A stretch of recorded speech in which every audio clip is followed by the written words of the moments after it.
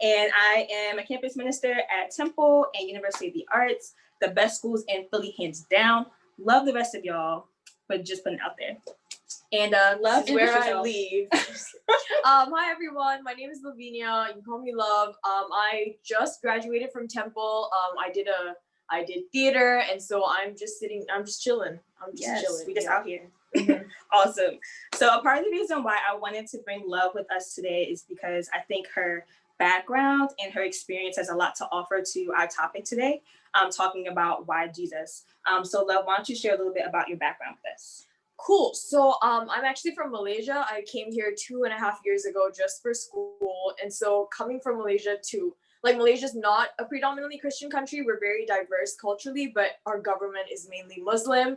And so that's kind of the background I grew up in. I grew up in church my whole life. I grew up around a very strong church presence, but I did have a lot of friends from different backgrounds and things like that. And so coming here and then being in a space where Christianity was the majority was very interesting, but it gave me a lot of perspective on why I believe in the things I believe. So yes. That's good. Yeah. So when you were growing up, whether you were in school or just like your friends, did religion ever come up in your conversations at all? Not really, because, well, like I said, we're very culturally diverse, and so I grew up kind of understanding that everyone was entitled to their own religion, their own culture. So it was never really brought up, and if anything, it was kind of ingrained in my brain to not bring it up to my Muslim friends specifically, which is the area I grew up in. It was predominantly Malay, which is Muslim, I mean, in that context, because I could have very easily been accused of trying to convert my friends, just because it was very conservative, even within the Muslim community as well, the Muslims that I grew up around, their teachers would kind of be, this is specifically to the context of where I grew up. They would kind of control my friends' decisions on whether or not they chose to wear a hijab. There were a lot of them were in question of where they were at in their faith. And so for me to have thought of bringing up Christianity would have been very risky for me. So I just kind of never talked about it until I grew older and could gauge where people were at with their own walks of religion. Yeah, that's interesting. And I think that's good for us to have, because I think in our American culture where you can very freely talk about your faith, depending on, your specific context, I think it's just good to have that perspective that still in a lot of places of the world, you can't do that. Yeah. So growing up around a lot of different faiths, how did you come to the conclusion that Christianity was the right path? So I kind of, like I said, I grew up in church and kind of grew up in a family setting where Jesus was just always present. We would pray before meals. Whenever I hit my hand, whenever I jam my finger in the door or hit my leg on the side of the table, my mom would just be like, all right, let's pray. Jesus, we thank you that you are here to heal Lavinia right now. Is that how your mom sounds? I mean, because I was a baby. But so we were always praying and Jesus was always included. And so I kind of grew up knowing him as my friend, as my healer, because my finger would feel better after a prayer and the bad dream would go away. So I kind of just grew up knowing Jesus that way. And then as I grew older, I started questioning him for myself, started making a lot of, connections with how the Bible related to my life. And I found a lot of things to come into alignment, found a lot of things coming into alignment. And then also growing up hearing other people's testimonies of what God was doing in their lives and how a lot of the things would be similar to stories I'd heard of in the Bible. Everything just kind of made sense, and so it solidified my faith and trust in God. Yeah. So yeah, that's what happened. That's good, and I think it's important to know that there's a lot of different types of evidence. So last week, Billy and Stephen did a great job talking about a lot of scientific evidence when it relates to the existence of God, but there's also a lot of personal testimonial evidence, based off of people's own experiences with God and with Jesus. Yeah. But we're going to transition into reading this verse in John chapter 14. And it says, Jesus told him, I am the way, the truth, and the life. No one comes to the Father except through me. So this is a pretty bold statement, right? Jesus is saying that I am the way to God, that I embody truth in and of myself, and that I give life. So Lavinia, why don't you share with us a little bit about how some other religions may see Jesus? Okay, So growing up around majority, so there was a big Islamic community, a Muslim community, Buddhist community, and a Hindu community. And so like a lot of Islam talks about Jesus as this prophet, this teacher, and they also see him as a healer. Like they also refer to him as a healer. Hinduism talks about him as a holy man and one of the many gods that they believe in. And they also see him as a martyr, which is a whole thing. Buddhism, they consider him as this man that achieved some level of enlightenment the way Buddha did. And then when it comes to like New Age religion, they see him as a wise moral teacher. So the recurring theme is wise moral teacher, prophet, person. Yeah. So I think it's important to note, of course, like everyone will have their own interpretations or views, but traditional, these are how these religions kind of see Jesus. But the interesting thing about it is that every religion, every major religion finds some way to talk about Jesus. They incorporate it somehow into their talk and in their language. Yeah. And J. Warner Wallace, he's the author of a book called Cold Case Christianity, which I highly recommend. He says, given Jesus is a common feature of the major religions of the world, it might be important for us to learn more about the man whom everyone feels the need to describe.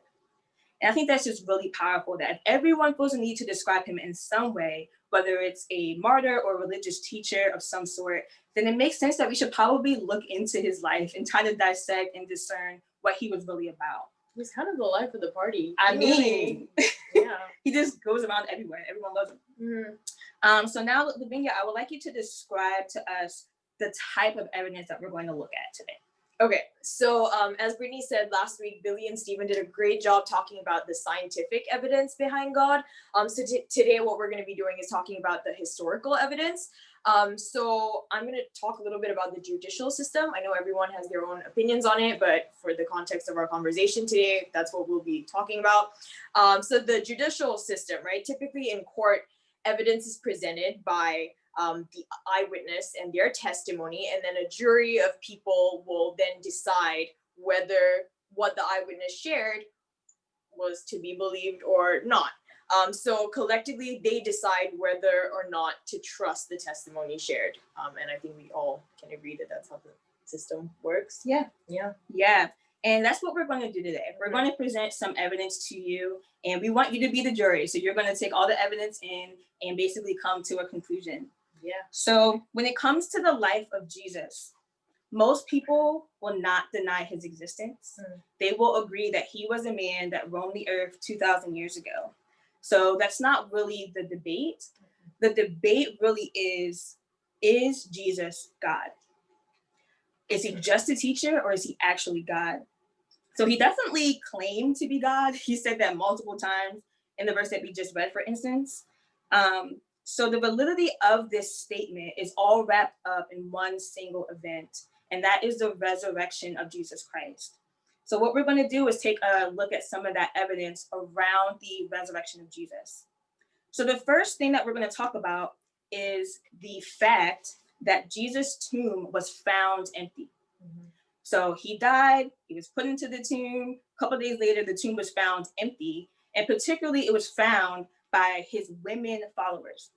Now, what's interesting about that is I'm a woman, Lavinia's a woman, we all about women around here. However, in that context, women were not held in high regard. Their testimony was not valid. So taking this whole concept of the judicial system, a woman could not share her testimony in court. It was not held up. It was not seen as valid. So the fact that the Bible records women being the first eyewitnesses to discover the empty tomb is a huge thing.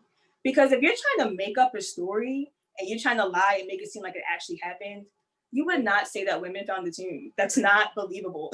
You wouldn't actually want that to be a part of the story. But the fact that that actually is in the story, we can take that as fact that that actually happened. The second thing is that many disciples believed to encounter the risen Jesus after he resurrected. So I think it's important things to note here. One of them is that he was seen by over 500 people at one time, which is crazy. Second one is that he was seen by Paul of Tarshish, who ends up being a great leader in the church, But Paul did not like Jesus. He was not about the way. He hated it.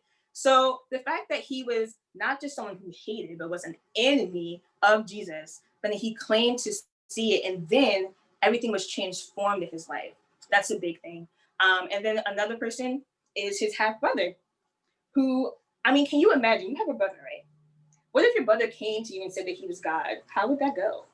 I just feel like sit down, sit down, and go back to bed. Just do your homework. Sit down. Seriously. So I'm sure growing up, James probably felt inferior to his brother. He was like, this dude out here, you know, doing miracles. I'm just a carpenter. Like, what's going on? But the fact that James also saw Jesus after he resurrected and ends up being a leader, even though he was someone who doubted, is a really big deal. So why don't you share about some of the basically some of the misconceptions and arguments about people when it comes to Jesus' death specifically. Right. So another assumption that people make is that the disciples stole the body and that's why the tomb was empty. But like, let's look at the scenario, right? So guards were assigned to guard the tomb. So let's look at the guards from a historical context. Do we believe that guards were actually there guarding the tomb? So these guards were assigned for the one job, right? In Matthew 28, verse 13, it says that the soldiers were bribed by religious leaders to say that the disciples stole the body. This is confirming that guards were indeed present, guards who were not awake, who were not asleep, but who were awake, who were on duty, doing their job. And then it confirms that disciples didn't steal the body, because we actually get to see an account of this conversation where the leaders told and conspired with these guards to lie. So that confirms that guards were there. And then from the perspective of the disciples, why collude a story that would result in a life of suffering and death that would have no payoff whatsoever in their lifetime, like no human benefit, nothing. The disciples spent their whole lives after Jesus resurrected, after that whole situation, proclaiming Jesus's name, knowing that that would mean a life of hardship, persecution, and ultimately torturous execution. It makes no sense whatsoever for them to have made that story up, for them to have, you know, stolen his body and risked everything just to not be looked at in high regard by society. Doesn't make sense. So yeah, what we're dealing with is also the idea that these soldiers who were ordered to guard the tomb, who were accountable to both Roman and Jewish leaders, like why would they have failed at the one thing that they were assigned to do, knowing they would have been killed? Also, exactly. It just doesn't make sense. Yeah. And I think also, never in history have we seen someone die for something that they know is wrong. Like, it's one thing if you get deceived or someone tries to trick you, but if you know that you didn't eat that cookie and you know your mom's going to kill you because you ate like, you're not going to just like, I ate the cookie. You know? Ground me. Right. Like, no one's going to willingly put themselves in that predicament if they know it's not true. So that's really good. And I think another common explanation when it comes to people trying to debunk these different evidences is the fact that people saw the risen Jesus. So some people will say, oh, they just had like some type of hallucination, psychotic break thing happening in their brain, and they thought they saw the risen Jesus, but they didn't. But let me tell y'all, I'm not a psychologist, but I've done some studies, I've read some articles, and no psychologist would ever say that 500 people from different backgrounds at the same time would have the same vivid hallucination. That just doesn't happen, you know? And no one would argue that that's possible. So again, that also doesn't explain people like James and Paul who also claim to see Jesus risen. Yeah. And I think another big one is just this idea that Jesus didn't actually die. And that's a big one. And when it comes to Jesus' death, you know, when people said that they saw the risen Jesus, they wouldn't say, oh my gosh, he's alive. You know, if he didn't actually die, they would probably say, wow, you made it. You know, man, you made it through. You're hobbling in here. But no, they didn't see something that looked like it was almost dead. The things that we read in the Bible explain that he is alive, which means that he was breathing, he was talking. So when it comes to this idea that Jesus didn't actually die, I think it's important to just kind of talk through some of the things that actually happened to him during his experience. So I want you all to do, I know we're on Zoom, but I want you guys to just close your eyes. And Lavinia is going to share with us what actually happened to Jesus. All right. So the day before the journey, Jesus's journey to the cross, we see him in the Garden of Gethsemane talking to the Father, saying, "Father, let this cup pass from me." Jesus knew full well what he was about to endure the next day. You can imagine the kind of psychological stress he would have been undergoing during that time period, knowing he was about to face so much pain, so much hurt, and so much humiliation. The amount of psychological stress in Luke 22, verse 44, it says that he was sweating blood, which is an actual medical condition called hematidrosis. It's caused by severe anxiety. Number two, the Roman flogging he experienced the next day. So these Roman soldiers, what they did was they used whips of braided leather thongs with metal balls woven into them. And once these whips would strike the flesh, they'd cause deep bruises, breaking open the skin, cutting through the flesh, and oftentimes the victim's spine would be exposed. And many people died in this phase before actually making it to the cross. And what would have resulted was Jesus experiencing hypovolemic shock, which is essentially the loss of large amounts of blood. And what happens during this phase is that his blood pressure would have dramatically dropped, resulting in him fainting and collapsing, and he would have become very, very thirsty. And we see this confirmed in two Bible verses, Luke 23, that says the soldiers made Simon carry Jesus's cross for him, indicating that he was too weak to do it himself. And then in John 19, verse 28, Jesus says, "I am thirsty." So he was indeed going through hypovolemic shock. Number four, the cross. So Jesus's wrists were nailed as his arms were outstretched from one end of the cross to the other, with 5 to 7 inch spikes hitting right through the median nerve, which is the largest nerve in the wrist. This would have his nerves would have been crushed, and his shoulders would have dislocated because of the way they were stretched out, because of the way his body would have been hanging in between his outstretched arms. This pain was so unbearable, so unimaginable, that a new word had to be invented, and that word was excruciating. This word was invented because of the pain that Jesus was going through. It literally means out of the cross. Number 5, asphyxiation. This is the agonizing, slow death of not having enough air to breathe. So what would have happened is Jesus was nailed to the cross, outstretched arms. His feet were nailed as well. What he would have had to do was put an immense amount of stress on his muscles just to inhale and exhale. So he would have had to push up on his feet that were nailed to the cross to ease muscle tension. And what would have happened is that the nails would have tore through his feet over and over again as he was trying to gasp for air. And then not only did that happen, but towards the end, a Roman soldier thrust a spear into his right side between the ribs through the heart, just to confirm that he was dead. So did Jesus really die? I think yes. I think so. Yeah. Yeah, so you guys can open your eyes now. And honestly, it's interesting. I remember being in high school, because I went to a Christian school, and they had us watch The Passion in like 11th grade, and it was horrible. So obviously seeing it makes a big difference, but even for me, just hearing everything that he went through, the pain, like they embedded a word, like that's a whole nother level. Like, yeah. Jesus went through so much. So we've talked about a lot of these different evidences that prove that Jesus resurrected, that prove that he actually died. So we talked about, the what, but we have to ultimately get to the why, right? Like, why did Jesus have to do this? So last week we talked about how God does exist. And there's sometimes where he may feel distant, he may feel like outside of everything that we're going through. But God sent Jesus down as a way to show us himself, to break into history, to show us what God really, looks like here in the flesh. And when it comes to a lot of these other faiths that we mentioned, they may see Jesus as someone who is a prophet and a teacher, but the Christian faith says that Jesus is not just those things, but he's God who came down to earth. In a lot of other spaces, we have this idea that I just need to work harder. I just need to push myself. I just need to get better. I need to do all these things to get up to God.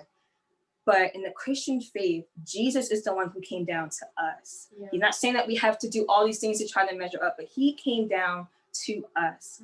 And through this man, Jesus, we are able to receive forgiveness and be reconciled. Yeah. So in a couple of weeks, Dave's going to talk to us about, God's goodness versus the evil that we see. So we're not going to get into too much detail of that, but I'm sure we can all say that this world is filled with some evil things, some evil places. But the reality is, it's not just the evil that's out there. There's evil inside of each and every one of us, whether we want to admit that or not. I mean, I'm sure a lot of us are, quote, good people, but we all have bad, sinful thoughts that are inside of us. Yeah. So what Jesus' death did was it took that punishment that we all deserve, and it allowed us to not only be forgiven for the things that we have done, but also be reconciled back to God. And when we fill that gap, we can, look to the cross and see that gap bridged. So Lavinia, is there anything else that you wanted to add when it comes to the why? Right. I know for me, so like sometimes I struggle with feeling like, okay, yes, Jesus died for me. Of course, I sinned. Of course, he was going to save me. But I think understanding that we were created by this God for this God. And so when we're out of that alignment, it's like we're already off. So it doesn't take you going out and murdering someone or stealing or doing anything dramatic for you to be separated from God. It's as simple as choosing anything but God. And I think recognizing the autonomy that comes with our free will and the power in that to choose a life outside of God. Sometimes I just get so stumped because it's just as simple as that. That's all it takes to just be separated from God sometimes. And knowing that Jesus came so that God the Father could see me through the lens of what Jesus did, through that lens of reconciliation, redemption, forgiveness. Very quickly, like sometimes I get annoyed at people and I get angry at people and I'm like, why aren't you listening? Why aren't you doing this? And then I reflect on how God has every right to look at me and be annoyed and angry and infuriated just because I'm out of alignment with him, not listening to him, not sitting down and paying attention to him. He has every right to do that.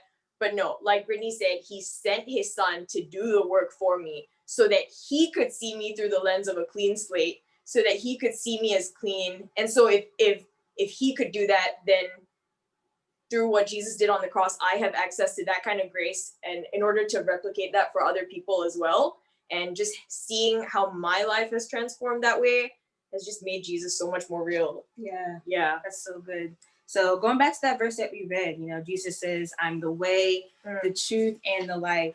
And Jesus came to give us life, and not just to, help us to survive or just like get through and trudge through, but he wants us to have life that gives purpose and hope. And this world is not filled with hope in and of itself. It takes something outside of it to bring that hope. And that's what Jesus did. So we're going to spend a couple of minutes answering some questions. Just want to see if any questions came in before we hit our very last point.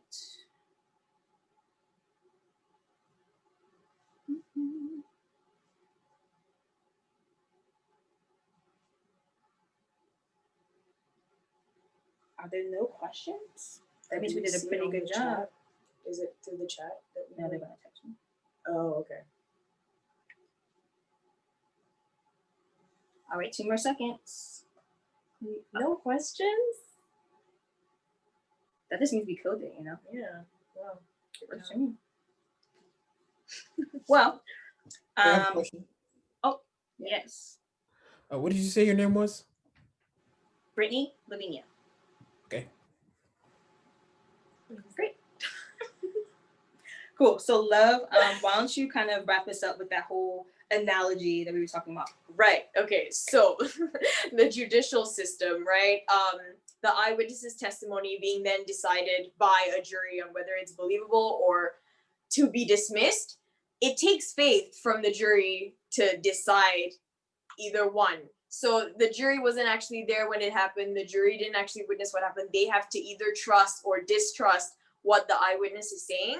And so it takes faith to go either way. Like it takes faith to say that what the eyewitness is saying is true or to say that it's false. So that's kind of how we're seeing this. Yeah. So yeah, hopefully this was helpful for those who believe in Jesus to have more concrete evidence for why you believe what you believe. And if you are not a believer, hopefully gave you some things to think about and come to a conclusion. So we are finished with our teaching portion, and I'm going to hand it over to Dave. He's going to share some announcements with us, and then we're going to go back into our breakout rooms for discussion.